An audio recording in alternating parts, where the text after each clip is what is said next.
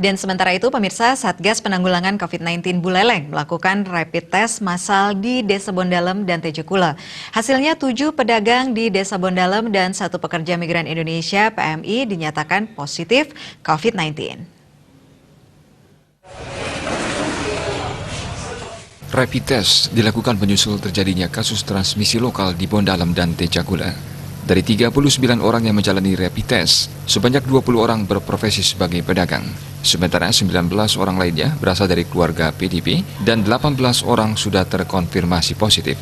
Ke-18 PDP tersebut juga seorang pedagang.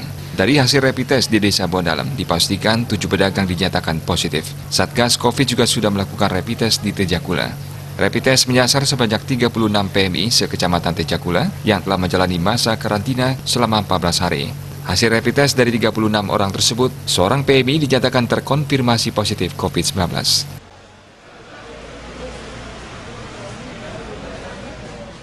Rapid terhadap 39 orang, ya, 39 orang hasil tracing di Desa Bondalem, termasuk juga mengambil sampel dari pedagang yang ada di pasar.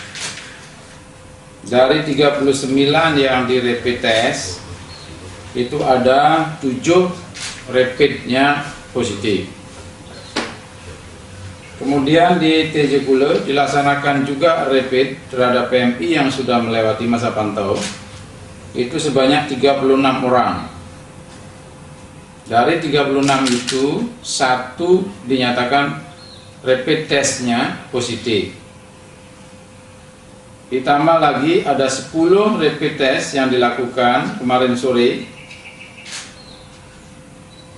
di Kecamatan Banjar, khususnya yang terkait dengan PDP terkonfirmasi. Itu ada 10 yang di tracing keluarga.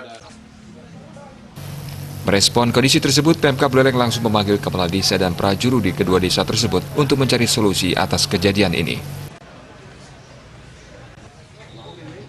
Komang Yuda